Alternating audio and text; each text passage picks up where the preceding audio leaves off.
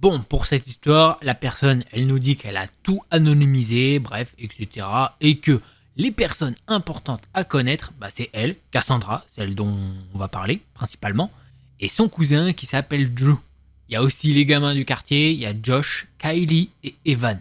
Et il y a Gabe. Bon, pour situer un peu le truc, ça se passe à l'époque où ses parents divorcent. C'est pas un divorce simple et il se passe plein de trucs bizarres. Sa mère doit quitter le quartier en vitesse pour emménager dans une petite maison. Et son père garde la maison dans leur quartier. Elle raconte ça pour qu'on comprenne que même si ses deux frères décident de rester avec son père, son cousin et elle qui a vécu avec eux presque toute sa vie, ils décident d'aller vivre avec la mère. Le souci, c'est que la nouvelle maison de sa mère n'est pas dans le même district scolaire, donc il n'y a pas de bus. Du coup, le plan c'est, elle les emmène à l'école avant le boulot et après l'école, ils prennent le bus pour aller chez son père. Et ils y restent quelques heures jusqu'à ce qu'elle ait fini de travailler. On parle de la mère. Bon, maintenant qu'on a toutes les infos, passons aux choses sérieuses. Il y a pas mal de gamins dans leur quartier et ils s'entendent plutôt bien. Ils traînent souvent ensemble, ils prennent le bus ensemble, ils traînent ensemble après l'école et ils essayent même de construire des cabanes ensemble dans les arbres. Elle nous dit que là où ils le font principalement, c'est dans un petit bois, accessible par une petite ouverture au bout d'une impasse. Bon, ça, normalement, c'est un petit peu leur routine quotidienne jusqu'au jour où une nouvelle famille emménage dans le quartier. Et avec eux, leur fils Gabe. Il a les cheveux bruns et il est maigre. Il rencontre Gabe pour la première fois dans le bus scolaire. Et comme ils sont curieux de connaître le nouveau gamin du quartier, ils sont tous impatients de lui parler. On se dirait sûrement qu'il y a une ambiance bizarre ou que quelque chose chez lui est flippant. Mais franchement, il a l'air d'un gamin normal. Il semble bien s'intégrer aux autres gamins du quartier. C'est devenu normal de les voir. Josh, Kylie, Drew, Evan et Gabe traîner ensemble.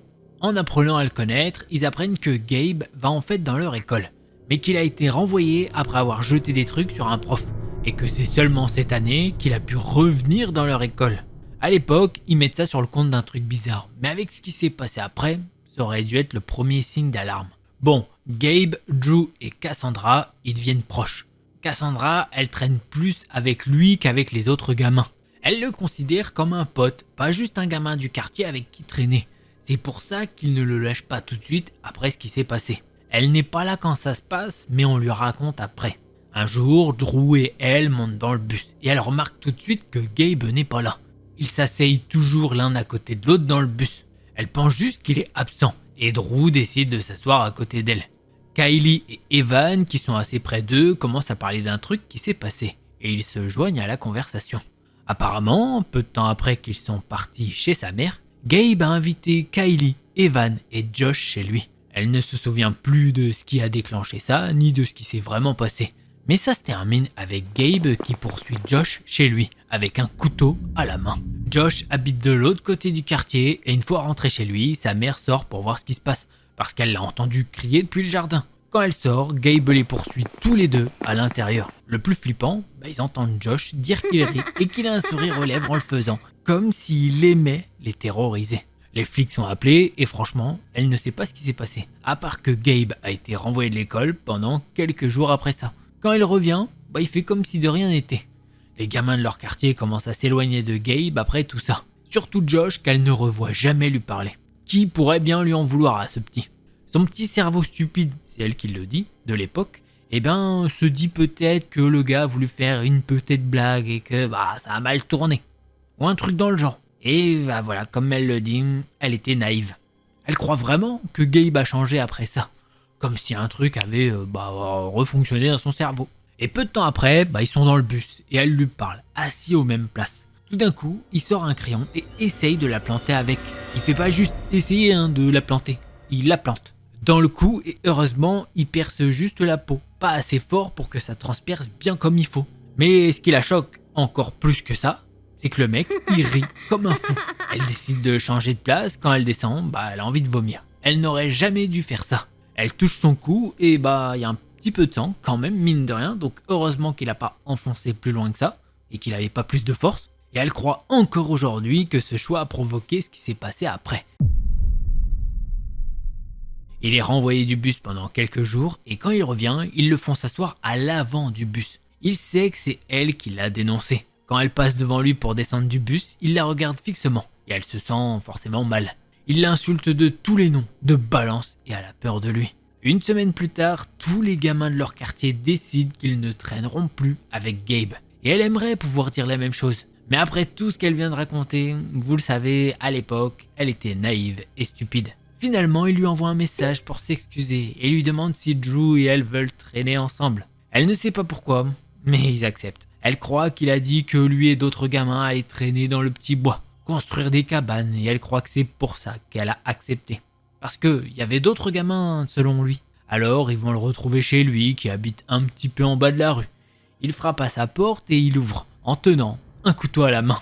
Elle ignore tous les signaux d'alarme à ce moment-là. C'est un couteau de cuisine avec un manche orange. Il a un sourire bien grand sur le visage. Il lève son bras et commence à se couper. Là forcément, Drew et Cassandra auraient dû se barrer. Pourquoi ils ne l'ont pas fait? Bah ça, elle ne le sait pas. Parce que le petit Gabe, il est en train de se faire plusieurs coupures. Et ça lui fait marrer. En fait, il se marre. Il a un sourire machiavélique sur le visage. Et à partir de là, elle commence à comprendre que le gamin, il est un peu psychotique. Il va prendre des outils chez lui et il leur dit de le suivre dans le petit bois. Et pour une raison stupide, ils le font. Elle espère qu'il sera enfin normal quand tous les autres gamins seront là.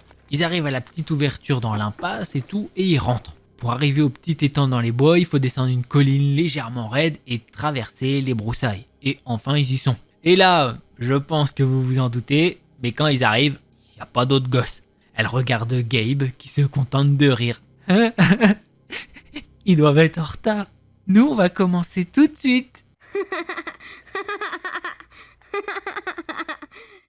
Drew et elle sont tous les deux à bout de nerfs et elle parie que Gabe peut le sentir.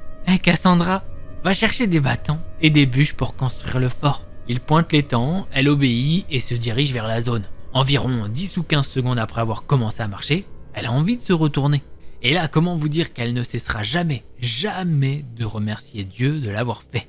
Gabe est là, rampant jusqu'à son cousin qui ramasse un gros rocher. Gabe a un outil ressemblant à une pioche dans sa main et il le lève lentement. Cassandra, elle peut rien faire à ce moment-là, mais elle va se mettre à crier « Hé !» dans leur direction. Et son cousin sursaute et Gabe baisse rapidement la pioche et la regarde avec confusion. Elle court vers eux, leur disant que sa mère lui a envoyé un message et qu'il est temps de partir. C'est un mensonge, bien évidemment, son téléphone ne fonctionne qu'en Wi-Fi à ce moment-là. Elle sent que Gabe sait qu'elle l'a vu. Alors, elle attrape son cousin, qui ne pose pas de questions une seconde, et il commence à repartir rapidement. Et à partir de ce moment-là, Gabe les poursuit. Ils traversent les bois pendant une bonne demi-minute et ils arrivent à la partie raide, la gravissant rapidement. Elle regarde en arrière et voit Gabe avec le visage qu'elle ne peut décrire que comme celui d'un psychopathe, les poursuivant toujours avec la pioche, pointée vers le ciel. Elle prie pour qu'ils ne glissent pas ou ne tombent pas, et Dieu merci, ils ne le font pas. Heureusement, Gabe lutte un peu, ce qui leur donne le temps de sortir de l'entrée. Il court jusqu'à la moitié de la rue et se retourne. Gabe n'est pas là. En fait, il ne le voit jamais partir. Il rentre à la maison et le lendemain, Drew et Cassandra racontent à certains des autres enfants ce qui s'est passé. Le plus étrange, c'est qu'ils ne revoient plus jamais Gabe, ni dans le bus, ni à l'école. Très peu de temps après, ses parents déménagent de cette maison et son père déménage de ce quartier 1 an plus tard. Sa mère, quant à elle, trouve une maison plus récente dans leur district scolaire. C'était il y a des années, elle a récemment cherché Gabe pour savoir ce qui lui est arrivé, mais rien n'apparaît. Il n'a pas de page Facebook, pas d'Instagram, rien. C'est comme s'il avait juste disparu. Comme s'il n'avait jamais existé. Mais bien évidemment, elle sait qu'il a existé. Quant à elle, maintenant qu'elle est grande, elle habite plus vers l'endroit où ça s'est passé, donc tant mieux. Elle pense qu'elle ne le recroisera jamais en tout cas. Et en tout cas, c'est ce qu'elle espère. Ah ouais, parce que sinon, imagine comment il était petit, quand il va être grand là, il vaut mieux pas qu'elle le croise, parce que je sais pas ce qu'il va lui faire. À mon avis, je suis désolé, mais là, c'est capote pour elle, c'est fini, c'est ciao.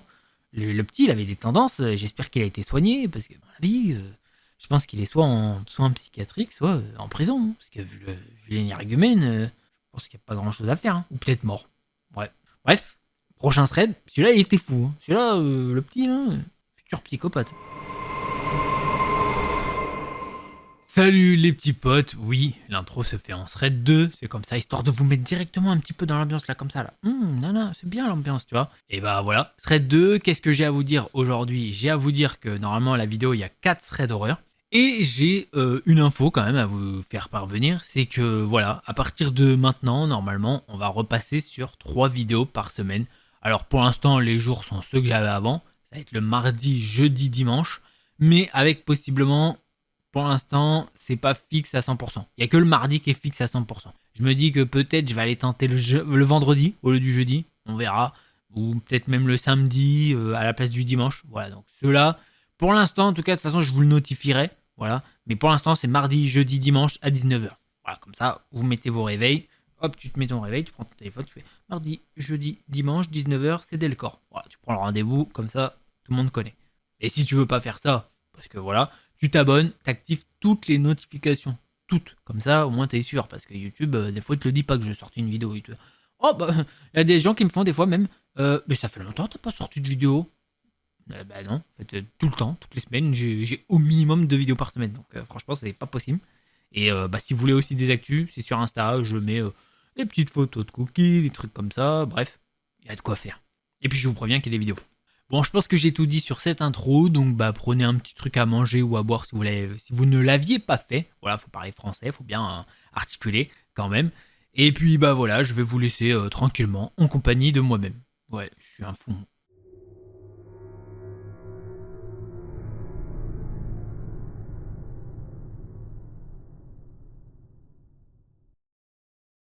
Du coup, pour ce second thread, eh bien ça s'est passé il y a quelques années à Amersfoort, aux Pays-Bas. J'espère que je l'ai bien dit. Voilà. Je sais qu'il y en a aux Pays-Bas, il me semble, dans les abonnés. N'hésitez pas à me corriger. Alors je pense qu'il faut mettre l'accent peut-être. Amersfoort. Ok, bref, refais plus ça. Angelica, elle était là-bas pour un entraînement avec l'armée allemande et leur commandant avait décidé de prolonger le séjour pour inclure un autre week-end histoire de fêter ça et de visiter les Pays-Bas. Le vendredi soir, avec un groupe d'environ 5 personnes, ils ont décidé d'aller en ville. D'après ce qu'Angelica a vu, il y avait plein de jeunes, mais peu de touristes. Tous les bars étaient plutôt bondés et leur groupe s'est séparé en deux. Certains sont partis en boîte de nuit et d'autres comme Angelica et un ami sont allés au bar. Au bar, il y avait ce jeu qu'elle appelle dents d'alligator sur le comptoir. En gros, c'est une tête d'alligator en plastique avec des dents qu'on pousse à tour de rôle dans la bouche ouverte. À un moment donné, la bouche se ferme brusquement et celui qui perd doit offrir une tournée au gagnant. Ils ont dû jouer 4 parties et boire quelques shots quand l'ami d'Angelica a voulu aller fumer une cigarette. Elle, de son côté, avait besoin d'aller aux toilettes, alors ils ont convenu de se retrouver au jeu des alligators. Quand elle revient, son ami est toujours parti, et le reste du groupe semble avoir disparu en boîte de nuit. Elle a attendu son ami comme prévu, et a jeté un œil à son téléphone. Quelques secondes après, elle entend « Excusez-moi » et elle voit un jeune homme qui essaye d'attirer son attention. Il a l'air d'un étudiant normal, une vingtaine d'années, bien habillé et relativement petit. Il lui demande d'où elle vient, lui dit qu'il est étudiant ici et que c'est toujours cool de rencontrer de nouvelles personnes. Après une conversation amicale, il l'invite à jouer une partie de Dans d'Alligator avec lui. Angelica, toujours en attendant son ami, accepte. Il joue et lui perd instantanément. Première manche, deuxième manche, troisième manche. Angelica perd la 4e et lui perd la 5e et la 6e. À ce moment-là, elle commence à être un peu agacée que son ami l'ait clairement laissé en plan pour aller en boîte. Elle annonce au gars devant elle qu'elle doit partir. Et là, il devient un peu nerveux. Il lui dit qu'il veut lui montrer quelque chose et sort son téléphone. Il consulte Google Maps et entre une rue d'Amersfoort. Il lui explique qu'il est dans une galère, que des types sont en conflit avec son frère et les menacent, lui et son frère, avec des histoires de représailles. Il a vraiment peur qu'il fasse quelque chose à son frère, donc il doit leur filer une grosse somme d'argent pour qu'il le laisse tranquille. À ce stade, Angelica a bien compris où il veut en venir. Il va lui demander de l'argent. Mais quand elle commence à lui dire qu'elle a pas de thunes, il l'arrête et lui dit qu'en fait il a l'argent sur lui, que tout va bien. Ensuite, il lui demande de l'accompagner quand il leur donnera l'argent, protégé. En plus, il lui donnerait l'argent qu'il ne prendrait pas si jamais en plus. Angelica commence à trouver ça vraiment louche, elle lui dit qu'elle ne le suivra pas, mais que s'il se sent si menacé, il ferait bien d'aller voir la police. Dès qu'elle prononce ces mots, il fait demi-tour et s'en va presque instantanément. Avant de quitter le bar pour retrouver le reste du groupe, Angelica raconte l'histoire à la barmaid. Mais elle n'en a rien à foutre. Alors, tant pis pour elle. Angelica, un peu gênée et un petit peu saoule, quitte le bar et va à la boîte de nuit de l'autre côté de la rue. Ils passent encore 2 heures dans la boîte et au matin, leur groupe part chercher un taxi. En sortant, Angelica aperçoit le type du bar, là-bas, de l'autre côté de la rue, avec 2 autres mecs qu'elle distingue à peine. Elle s'arrête et regarde le trio. Il la repère et rapidement le type se retourne et part avec les deux autres. Jusqu'à aujourd'hui, Angelica ne sait pas trop ce qu'il avait en tête. Peut-être qu'il était vraiment en galère, peut-être que les deux autres étaient là pour l'attraper et la voler, ou peut-être autre chose. Mais elle est plutôt contente de ne jamais l'avoir découvert. Ah bah clairement, l'histoire, elle pue l'embrouille. Déjà, de toute façon, le gars lui dit par contre, moi, je suis déjà dans une embrouille, j'ai des thunes que je dois aller filer à des mecs. Donc déjà, quoi qu'il arrive, même si ça c'était vrai et tout, déjà, quoi qu'il arrive, c'était une embrouille. Il n'y avait pas de... C'est minimum, t'as une embrouille. Allez hop, classique. Et puis, possiblement bien pire. Bon bah voilà, petit truc sympa. On passe au prochain thread.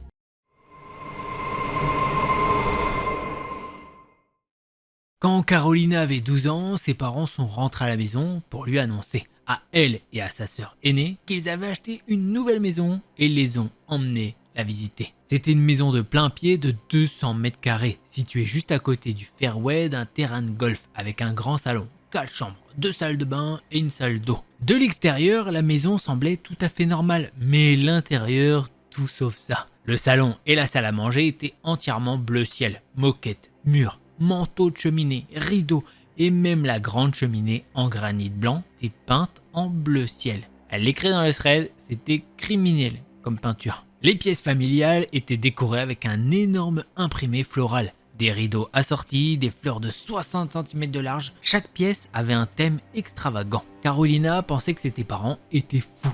Mais dès qu'elle est arrivée dans les chambres, elle s'est mise à pleurer et à refuser de vivre là. Car chaque porte était équipée d'un pen dormant à double clé. Ce genre de serrure qui ne peut être ouverte ou fermée qu'avec une clé des deux côtés. Elle a insisté pour dire que la personne qui vivait là avant était complètement folle. Ses parents lui expliquaient que c'était juste une femme qui avait acheté la maison après un divorce et l'avait laissée tomber en saisie. Comme la maison était super bon marché pour sa taille, 118 000 $, eh bien ses parents ont promis de tout rénover et de remplacer toutes ses portes de chambre flippantes. Il a fallu des mois pour rénover la maison et comme promis, elle est devenue une maison dite normale, malgré quelques petites traces de peinture bleu ciel sur la cheminée en granit brut. Avec le recul, Carolina comprend pourquoi ses parents ont ignoré l'excentricité de la maison. C'était une très belle maison pour pas cher. Mais elle, à 13 ans, quand ils ont finalement emménagé, pensait que ces verrous, c'était clairement un mauvais signe et que ses parents auraient dû prendre en compte ça. Quelques mois plus tard, ses parents se sont séparés et il ne restait plus que sa mère, sa sœur et elle. Et Carolina, dans tout ça,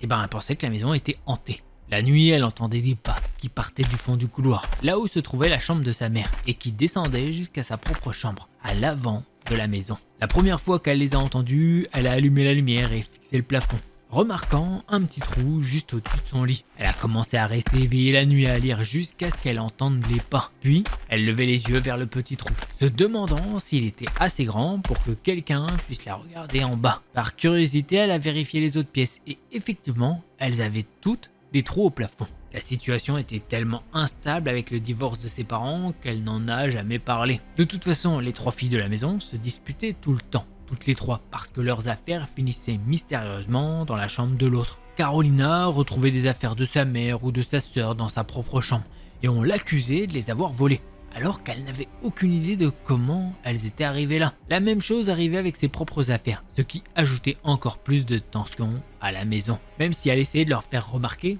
qu'il y avait un problème. Sa mère s'est mise en colère, pire encore. Un soir pendant le dîner, elle a trouvé des épingles dans sa purée de pommes de terre au moment où elle s'apprêtait à en manger une bouchée. Elle les a accusés, elle et sa sœur, de tenter de la tuer. Mais honnêtement, Carolina ne savait pas comment les épingles étaient arrivées là. Un trou au plafond? Peut-être. Elle n'en sait rien. La situation est devenue encore plus instable après ça. Un jour, après 3 ans passés là-bas, Carolina est rentrée de l'école et s'est installée dans le coin repas pour faire ses devoirs. Comme d'habitude en fait. À peine avait-elle commencé à travailler qu'elle a remarqué que la pièce sentait fort l'Old Spice, une autre cologne que son père n'utilisait jamais.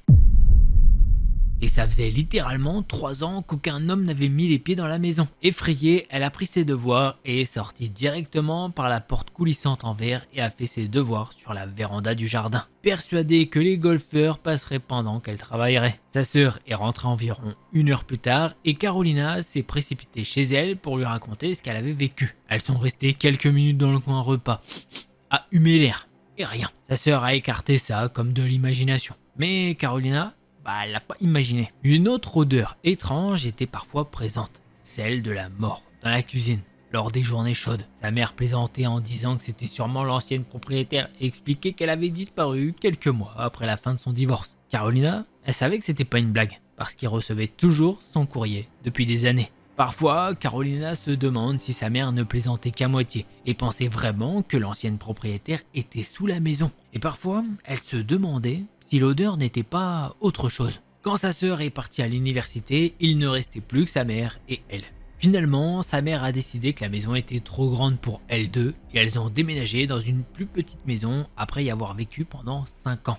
Pour résumer, l'ancienne propriétaire disparue, des verrous sur des portes des chambres, des bruits de pas au-dessus de toutes les chambres de la nuit, des petits trous au plafond, des objets disparus ou mystérieusement égarés, l'odeur d'eau de Cologne pour hommes et parfois une odeur de pourriture. Adolescente, Carolina pensait que la maison était hantée et c'est ce qu'elle disait à ses amis ou petites amies. Des bruits de pas dans le grenier? Non. C'est environ 4 ans après avoir quitté cette maison que, lors d'un dîner avec sa sœur et ses petits amis, son copain de l'époque, en essayant de faire la conversation, lui a dit qu'elle lui avait raconté qu'ils avaient tous vécu dans une maison hantée. Carolina, elle a été super gênée. Sa mère et sa sœur étaient perplexes et Carolina a expliqué qu'elle entendait des pas la nuit. Sa sœur, choquée, a dit qu'elle aussi les avait entendus, marchant dans les chambres, en discutant des objets disparus et confirmant qu'ils n'avaient rien volé, et qu'en plus cet après-midi-là, Carolina avait senti de l'eau de Cologne, elles ont vu leur mère devenir blanche comme un linge. Elles lui ont demandé ce qui n'allait pas et elle leur a expliqué. Apparemment, pendant que l'entrepreneur rénovait la maison, il était monté au grenier pour vérifier et avait trouvé un vieux matelas, des bouteilles de vin vides, certaines contenant des bougies et un tas de détritus. Comme si quelqu'un avait vécu dans le grenier. Sa mère a dit qu'ils avaient tout vidé et qu'ils avaient décidé de ne rien dire à Carolina ni à sa sœur, parce qu'elles étaient déjà farouchement contre la maison. Depuis, Carolina a 1000 questions sans réponse. Quelqu'un est-il remonté là-haut après les rénovations? Et qu'est-ce que c'était que ces bruits de pas la nuit? Est-ce qu'il descendait dans la maison pendant que tout le monde était parti pour le travail et les études? Est-ce qu'il déplaçait des objets et causait des problèmes? Et est-ce que c'est pour ça que Carolina a senti une odeur d'eau de Cologne? Est-ce que au final, le gars était toujours dans la maison? Est-ce que c'est lui qui avait réussi avec un petit trou dans le plafond à mettre les épingles à cheveux qui seraient tombées dans la soupe? Bon, ça, on n'en sait rien. Et aussi la question qui la taraude le plus, c'est pourquoi il y avait des verrous aussi efficaces sur des portes de chambre. Très bizarre. Voilà les petits potes, j'espère que vous avez kiffé ces threads. Si c'est le cas, vous connaissez un petit pouce bleu et un abonnement. Et si jamais vous en voulez plus, eh bien je vous invite à cliquer sur l'une de ces 2 vidéos là. Allez, c'était Delcor, en attendant la prochaine vidéo, portez-vous bien. Juste les petits potes.